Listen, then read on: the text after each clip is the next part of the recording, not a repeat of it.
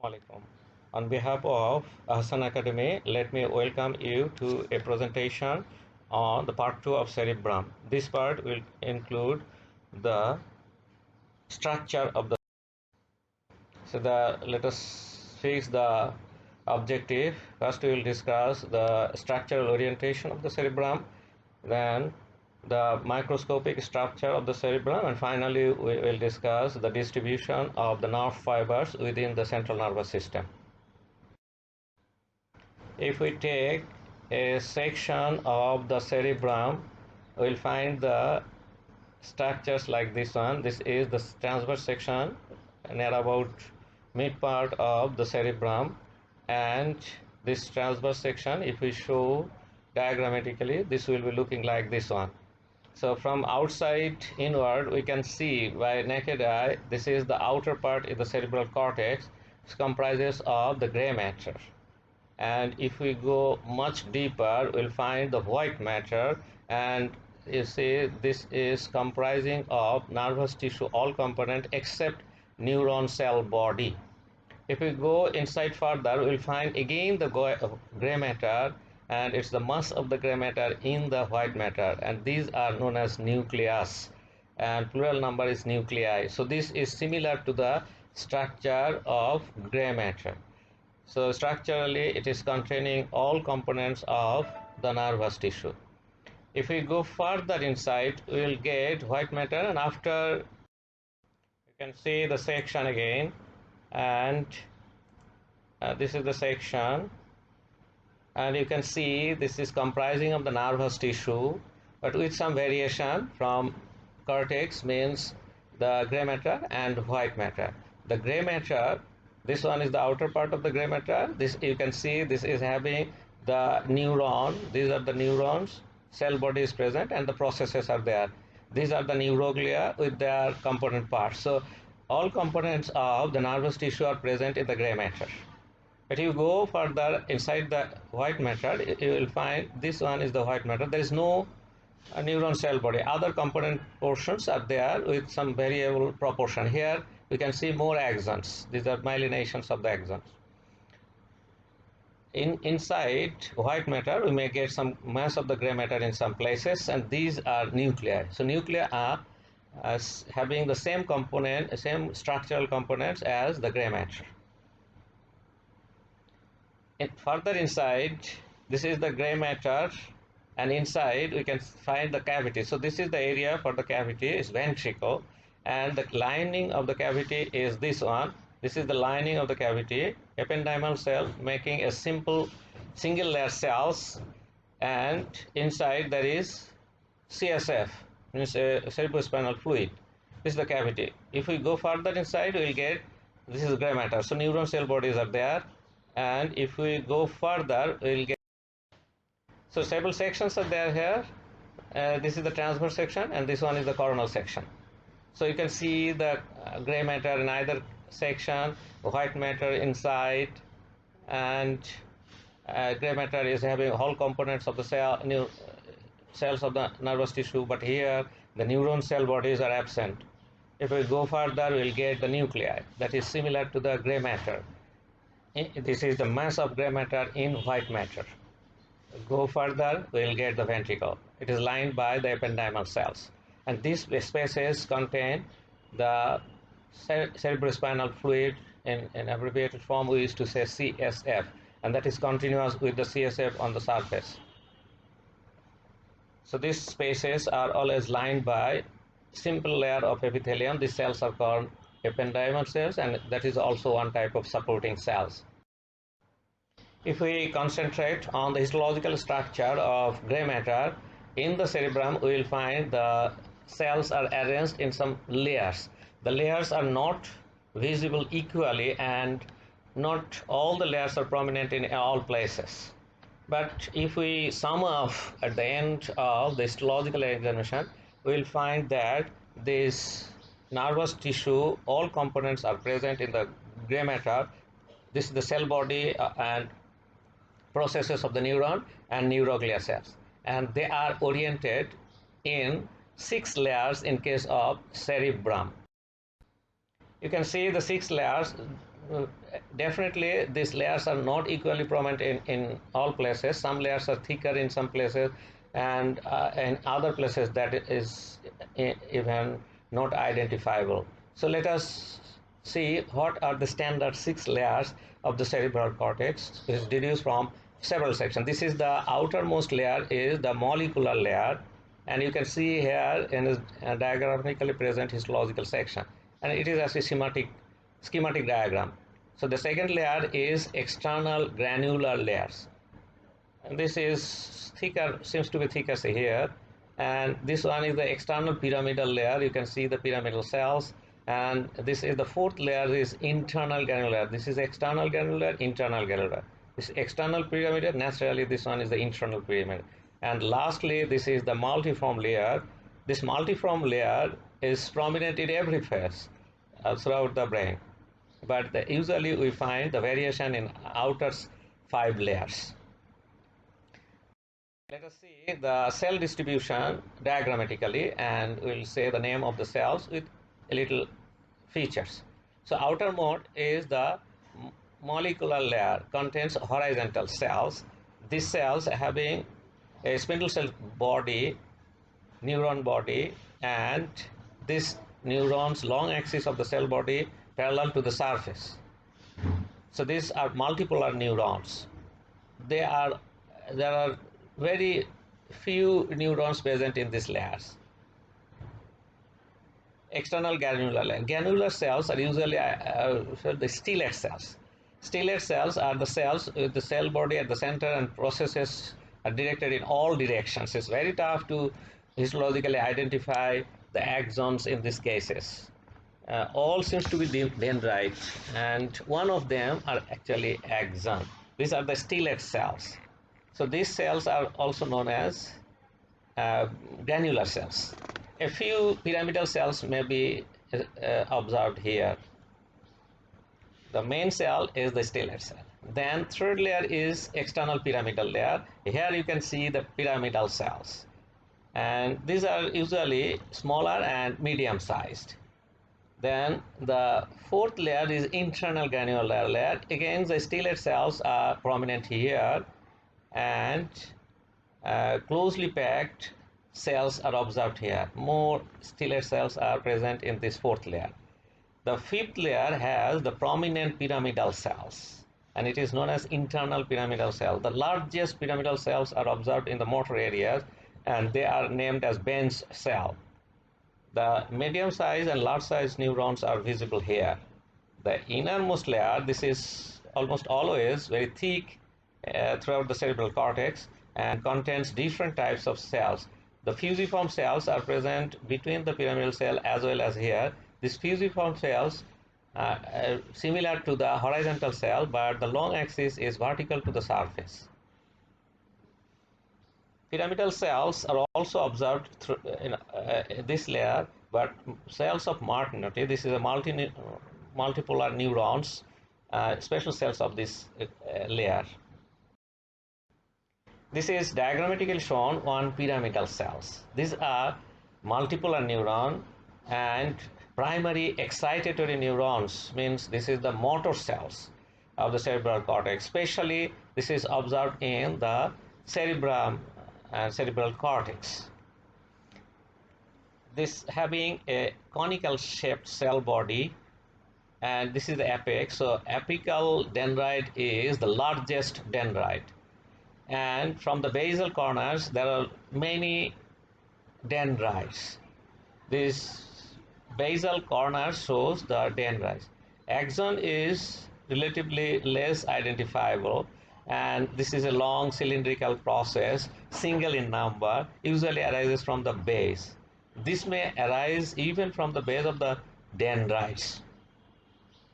The largest pyramidal cells are the Benz cells, already we have discussed, and this is present in the fifth layer of the cerebral cortex. You see, I have already discussed that all the 6 layers are not present everywhere.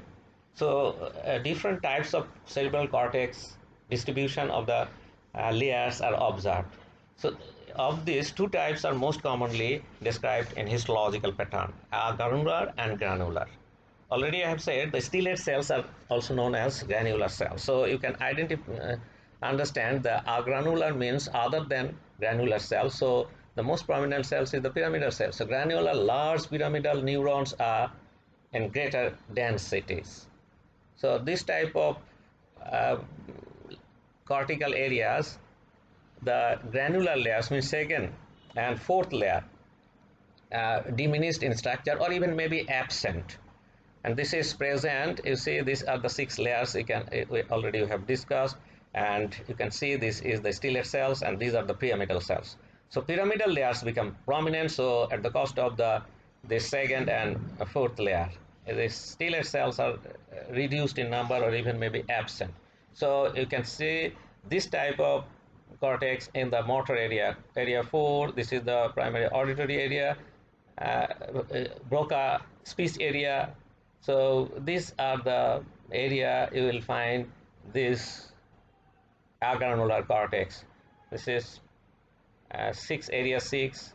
The association areas are also having this type of cortex. Agranular, naturally the stellate sense concentration is large, so density is mainly found by these stellate cells, and small pyramidal cell you can observe there. So this is this cortical areas, the layer 3 means pyramidal, external pyramidal and internal pyramidal layers are less identifiable, and it is present in sensory areas, visual sensory area as well as auditory areas. Now let us discuss the white matter. So white matter, here you can see this is the gray matter area, this is white matter, no neuron cell body. How can we identify neuron cell body? Niçel granule. You can see the blue dots. These are the Niçel granules. So processes may be with the supporting cells, but these cells are very larger. You see, neurons are relatively larger than the neuroglia cell, but not always. Small neurons are also visible. So main feature is the presence of Niçel granules. So this is the gray matter and this is the white matter. So in white matter we'll get the neuroglia. You can see the nuclei and the neuron cell processes, dendrite and axons both. So this is the area we can identify histologically. This is the white matter. This one is the white matter. Dots are the nucleus of neuroglia cells, and pink color is the staining of processes. You can see axons with myelination. Unstained part rounded around the axon is the myelination, because myelination is formed by the fatty tissue. Lipid concentration is more, so water soluble dyes are absent here. Let us classify the fibers as per their distribution, as per their arrangement. You say as per their arrangement, it can be radial and tangential depending on the angle formed by the fiber with the surface. If it makes an angle, right angle to the cortical surface, these are the radial, and they are almost parallel to the surface, cortical surface is the tangential. But most commonly used classification is as per the direction and distribution, combination of these two. This may be projectional fibers, this may be association fibers, and this may be commissural fibers. Let us discuss commissural fibers. They connect the corresponding region of the two hemispheres. So it passes from the right side to the left or left side to the right hemisphere, and so they crosses the midline.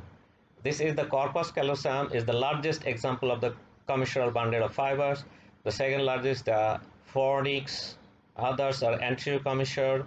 This is the posterior commissure. This one is the habenular commissures. The corpus callosum, this is the largest commissural fiber, and you can see it in this section. This crosses the midline, so it is forming the bottom of the longitudinal fissure. This is the corpus callosum. Here you can see if we separate the hemisphere, and this is on the cross section. So you can see the largest cross section is this one, and this is the second large, and others are also visible. This is the corpus callosum. This has three parts. The anteriormost part is the genu, and this is the body, and posterior dilated part is the splenium. This is continuous. Genu is continuous with the rostrum. It's a thin layer of white matter. After that, this is the anterior commissure. This is continuous with another sheet of white matter. This is lamina terminalis. This one is the anterior commissure. So corpus callosum, the fibers has direction from the anterior part. It is going to the frontal pole, and from posterior part it is going to the occipital pole, and the mid part is distributed all over the cerebral cortex. So this is the corona radiata. By this is having bidirectional fibers. Some are going towards the cortex and some are descending. So it spreads all over the cortex, radiating manner. That's why it is known as corona radiata. You see, this is the anterior end of a towel clip. It's a type of forceps family member. So this type of distribution is known as forceps. So anteriorly there is forceps, and posteriorly there is another forceps. It is smaller, so it is known as forceps minor anteriorly, and it is the forceps major posteriorly, because of the shape of the distribution. So fibers, this body contains corona radiata fibers.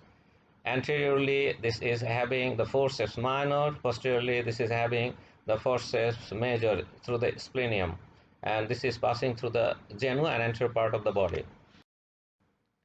Association fibers are remaining within one hemisphere and connecting different regions that may be very close to each other or apart from each other.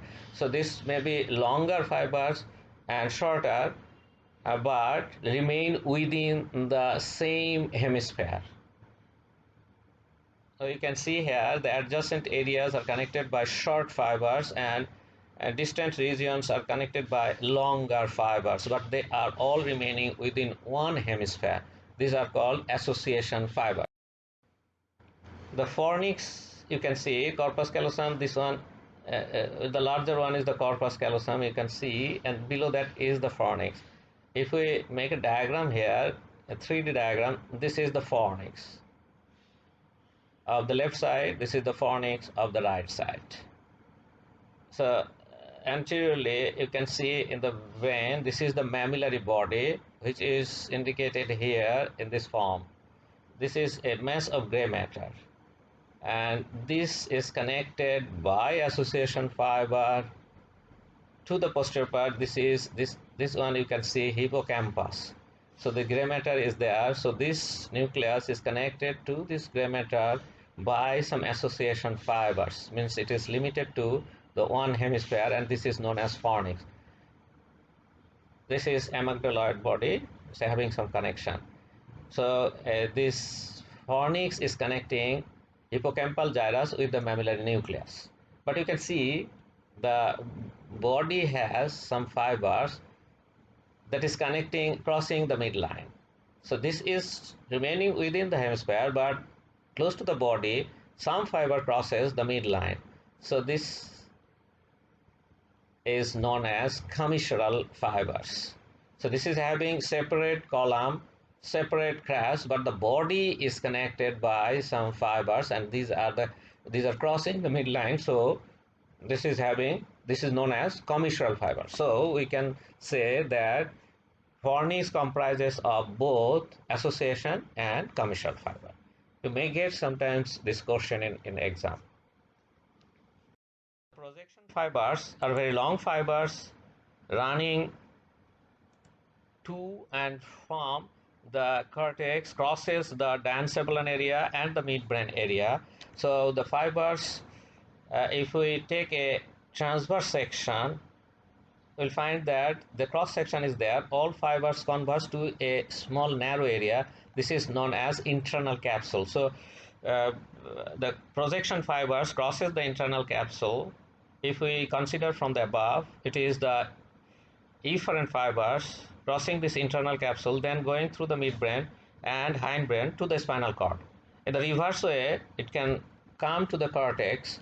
So it is from the spinal cord, crosses the hindbrain, then midbrain, through the internal capsule, distributed through the corona radiata.